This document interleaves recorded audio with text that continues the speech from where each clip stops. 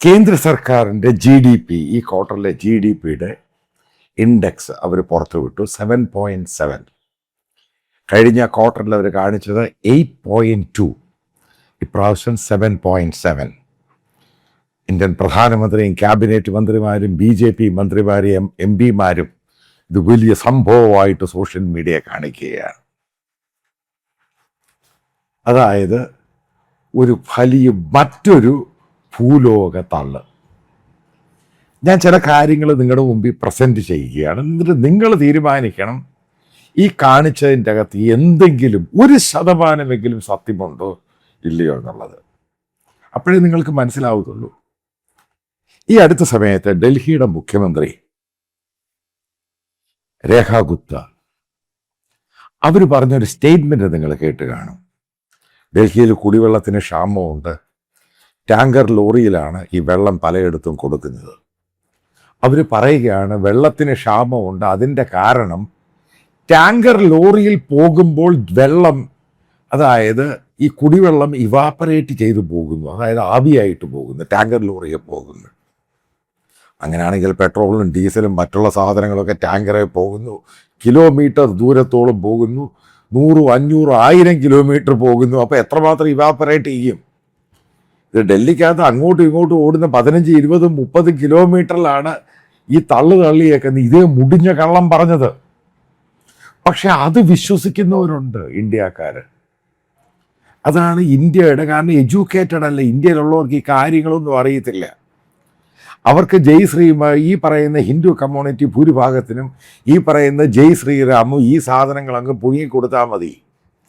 ഇതാണ് BJP മന്ത്രിമാരുടെയും പ്രധാനമന്ത്രിയുടെയും പാർട്ടിക്കാരുടെയും ഇവരുടെയൊക്കെ ധാരണ. പക്ഷെ അതിന് വലിയ മാറ്റം ഉണ്ടാകാൻ പോവുകയാണ്. ഈ 7.7 GDP എന്ന് പറയുമ്പോൾ നിങ്ങൾ ആലോചിക്കണം, ഇതിനകത്ത് എത്ര ശതമാനം സത്യമുണ്ട്? ഞാൻ പറയുന്നു ഇത് 100% കള്ളമാണ്.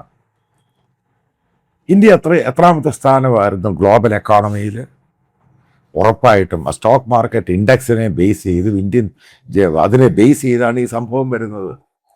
4ാമത്തെ സ്ഥാനത്ത് നിന്ന് 7ാം സ്ഥാനത്തിലോട്ട് പോയി. അതിൽ നിന്നൊന്നും മനസ്സിലാക്ക്, നമ്മുടെ economy is A dead economy. അന്ന് ട്രംപ് ഡെഡ് എക്കോണമി എന്ന് പറഞ്ഞപ്പോൾ ഞാൻ പോലും തള്ളി പറഞ്ഞു, അയാൾ പൊട്ടനാന്ന് പറഞ്ഞു. പക്ഷെ ഇന്ന് ഞാൻ പറയുന്നു ട്രംപ് പറഞ്ഞ സത്യമായിരുന്നു. ഇന്ത്യൻ എക്കോണമി ഒരു ചത്ത എക്കോണമിയാണ്. കാരണം ഇന്ത്യയിൽ ആരും ഇൻവെസ്റ്റ് ചെയ്യുന്നില്ല. ഗവൺമെൻറ് സമ്മതിക്കുന്നു, സ്റ്റോക്ക് മാർക്കറ്റ് സമ്മതിക്കുന്നു, ഇൻഡെക്സും കാണിക്കുന്നു, സെൻസെക്സ് കാണിക്കുന്നു, ഇന്ത്യയിൽ നിന്ന് ആൾക്കാർ പണം വലിച്ചുകൊണ്ട് പോവുകയാണ്. കഴിഞ്ഞ 3 മാസമായിട്ട് 340 ബില്യൺ, എത്രയോ ട്രില്യൺ കറൻസി ഇന്ത്യ ആയിട്ട് കൺവേർട്ട് ചെയ്യുമ്പോൾ ഇന്ത്യയിൽ നിന്ന് പിൻവലിച്ചുകൊണ്ട് പോയി. ഇതാണ് സംഭവം. പക്ഷേ എക്കണോമിക് ഇൻഡെക്സിനകത്ത് 7.7, strongest economy, fastest growing economy, absolutely nonsense. ഇന്ത്യയിൽ ഏത് സെക്ടറിലാണ് ഏതെങ്കിലും രീതിയിൽ നല്ലപോലെ പെർഫോം ചെയ്ത ഒരു സെക്ടർ നിങ്ങൾ പറഞ്ഞതാ? ഏതെങ്കിലും ഒരു സെക്ടർ പറഞ്ഞതാ? അഗ്രി സെക്ടറിൻ്റെ അകത്ത് എക്സ്പോർട്ട് ഉണ്ടായിരുന്ന പല രാജ്യങ്ങളും ഇന്ത്യയുടെ ഫുഡ്, അതായത് ഇന്ത്യയിൽ നിന്ന് കയറ്റി അയക്കുന്ന ഭക്ഷണ പദാർത്ഥങ്ങൾ, അതിനെപ്പറ്റി ഇൻ ഡീറ്റെയിൽ ആയിട്ട് ഞാൻ വേറൊരു വീഡിയോ ചെയ്യാം.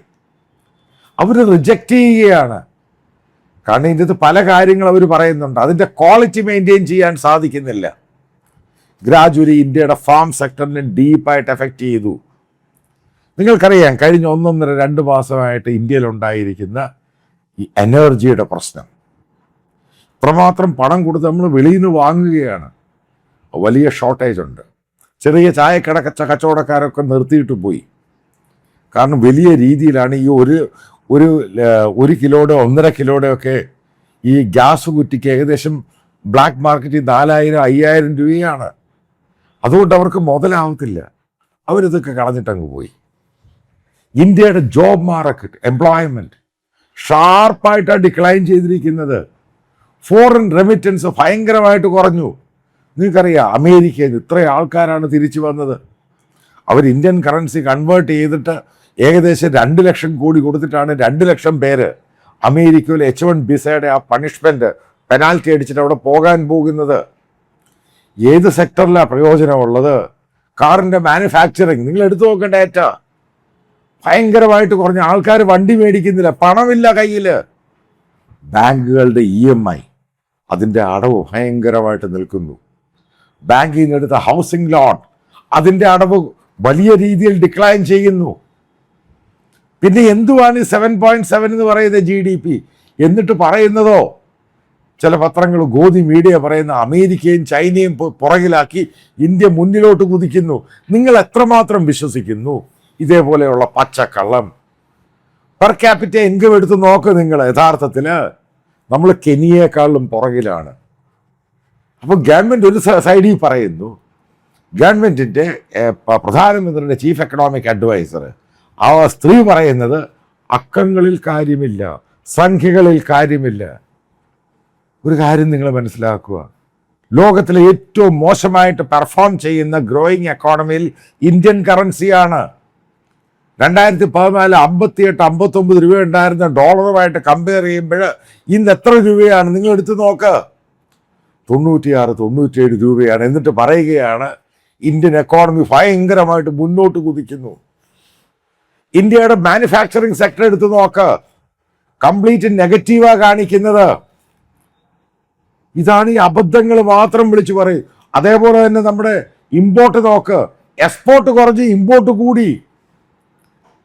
ആകെ നല്ല രീതിയിൽ എക്സ്പോർട്ട് ചെയ്യുന്നത് ഈ ഗോമാതാവ് എന്ന് പറയുന്ന ബീഫ് എക്സ്പോർട്ടാ. അതിന് കുറവുണ്ടായിട്ടില്ല, അത് കാര്യമായിട്ട് പോകുന്നുണ്ട്. അപ്പം ഇതെല്ലാം കൂടെ വെച്ച് തള്ളുമ്പോൾ ജനങ്ങളെ വിശ്വസിപ്പിക്കാൻ സാധിക്കും. മനസ്സിലാക്കുക, ഇന്ത്യ ഒരു എക്കണോമിക് കൊളാപ്സിലാണ്. അതായത് വീണ്ടും ജനങ്ങളുടെ കണ്ണിൽ പൊടിയിടാൻ വേണ്ടി മോദി ഗവൺമെൻറ് കൊണ്ടുവന്ന സംഭവമാണ് ഈ GDPയിൽ 7.7 എന്ന് പറയുന്നത്. യഥാർത്ഥത്തിൽ എന്താണ് സംഭവിച്ചിട്ടുള്ളത് എല്ലാവർക്കും ഗൗരവപ്പെട്ട എല്ലാവർക്കും പിടികിട്ടിയിട്ടുണ്ട്. ഇന്ത്യ വലിയ രീതിയിൽ പുറകോട്ട് പോവുകയാണ്. ഇന്ത്യയിൽ ഇൻവെസ്റ്റ് ചെയ്യാൻ ആരും തയ്യാറാകുന്നില്ല. അതാണ് അതിൻ്റെ പ്രധാനപ്പെട്ട കാരണം. ഇന്ത്യയിലെ ഏത് സെക്ടർ നോക്കിയാലും, manufacturing, service sector, car, automobile sector, ഏത് സെക്ടറും നോക്ക്, ഷാർപ്പായിട്ടാണ് ഡിക്ലൈൻ ചെയ്തിരിക്കുന്നത്. അതായത് എക്കണോമിക് റിസഷനാണ് ഇന്ത്യയിൽ നടന്നുകൊണ്ടിരിക്കുന്നത് ഇപ്പോഴത്തെ സ്റ്റേജിൽ. പിന്നെ എന്തിനാ ഇത്രയും മാത്രം പുരോഗതി ഉണ്ടെങ്കിൽ എന്തിനാണ് പ്രധാനമന്ത്രി പറഞ്ഞത് നിങ്ങൾ സ്വർണം മേടിക്കരുത്, നിങ്ങൾ കാറിൻ്റെ അകത്ത് യാത്ര ചെയ്യരുത്, നിങ്ങൾ വീട്ടിലിരുന്ന് ജോലി ചെയ്യുക? ഈ പറഞ്ഞയാളാണ് പിന്നെ പറയുന്നത് ഭയങ്കരമായിട്ട് കുതിക്കുന്നു. സാധാരണ നിങ്ങൾ തന്നെ സെൻസിബിളായിട്ട് ചിന്തിക്കുക, എത്രമാത്രം തള്ളി ഈ ഗവൺമെൻറ് മുന്നോട്ട് പോകാൻ സാധിക്കും. എല്ലാ ആൾക്കാരെയും ഊളയാക്കുകയാണ് ഈ ഗവൺമെൻറ്റിൻ്റെ ലക്ഷ്യം. അതായത് ചെറുപ്പക്കാരുടെ ഫ്രസ്ട്രേഷൻ അങ്ങ് കൂടി. അതിൻ്റെ ഭാഗമായിട്ട് നാളെ വന്നിറങ്ങുന്നുണ്ട് അഭിജിത്ത് ദിപ്തെ. ആ ഫ്രസ്ട്രേഷനെയൊക്കെ മറികടക്കാൻ വേണ്ടി ആൾക്കാരെ വെറും ഊളയാക്കാൻ വേണ്ടി കൊണ്ടുവന്ന ഒരു കണക്ക് മാത്രമാണ് 7.7. ഇന്ത്യയുടെ എക്കോണമി തകർന്ന് തരിപ്പണമായിക്കൊണ്ടിരിക്കുക. അതാണ് യഥാർത്ഥം. ഞാൻ ഈ രാഹുൽ ഗാന്ധിയുടെ വാക്ക് കടമെടുക്കുന്നില്ല. സുനാമി, ഉറപ്പായിട്ടും വലിയ സുനാമി തന്നെയാണ് ഇന്ത്യയിൽ അടിക്കാൻ പോകുന്നത്. ഇതൊന്നും ആയിരിക്കത്തില്ല. ഈ പറയുന്ന ഏവിയേഷൻ സെക്ടർ ഇത്രമാത്രം സംഭവമാണെങ്കിൽ എയർ ഇന്ത്യ എങ്ങനെ 22,000 കോടി രൂപ കഴിഞ്ഞ ഒരു വർഷം കൊണ്ട് ഇത്രയും നഷ്ടമുണ്ടായത്? എന്തുകൊണ്ടാണ് 2,200 കോടി കഴിഞ്ഞ 3 മാസം കൊണ്ട് ഇൻഡിഗോ നഷ്ടമുണ്ടായത്? എന്തിനാണ് ഇവർ ഫ്ലൈറ്റ് റെഡ്യൂസ് ചെയ്യുന്നത്? അവർ ഹോട്ടലും ഏവിയേഷൻ സെക്ടറും GDPയുടെ വലിയൊരു ഭാഗമാണ്. കാരണം വലിയൊരു സർവീസ് സെക്ടറാണ്. എത്ര ഹോട്ടലിലാണ് ലാഭം ഉണ്ടാക്കിയിട്ടുള്ളത്? അധികം റെസ്റ്റോറൻറ്റുകൾ അടച്ചുപോയി. കാരണം ഗ്യാസിൻ്റെ വില താങ്ങാൻ വയ്യ. ആളുകളുടെ ഈ പണമില്ല. ഇത്രമാത്രം പണമാണ് കാരണം സ്റ്റോക്ക് മാർക്കറ്റിൽ നിന്ന് പണം ഒലിച്ചു പോവുകയാണ്. ആ ഒരു സ്ഥിതിയിലാണ് അടുത്ത തള്ളുമായിട്ട് വന്നിരിക്കുന്നത് 7.7. ഒരു കാരണവശാൽ ഇത് വിശ്വസിക്കരുത്, കള്ളമാണ്. 8.2 പോലെ ഞാൻ വിശ്വസിക്കുന്ന ഇന്ത്യൻ എക്കോണമിയുടെ GDP ഏകദേശം 5.2, 5.1 ആ ഒരു തലത്തിൽ മാത്രമേ ഉള്ളൂ. നെഗറ്റീവ് തന്നെയാണ്, ഗ്രോത്ത് ഉണ്ടായിട്ടില്ല. നമ്മൾ largest economy, fastest growing economy ഒന്നുമല്ല.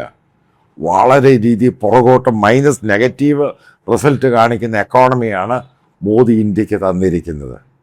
അതുതന്നെയാണ് യാഥാർത്ഥ്യം. അതെല്ലാം കൂടെ മറയ്ക്കാൻ വേണ്ടി ജനങ്ങളെ കണ്ണിൽ പൊടിയിടാൻ വേണ്ടി ഉണ്ടാക്കിയെടുത്ത കണക്ക് മാത്രമാണ് 7.7 എന്ന് പറഞ്ഞ GDP എല്ലാ മേഖലയിലും നെഗറ്റീവാണ് ഇവിടെ ഉണ്ടായിരിക്കുന്നത്.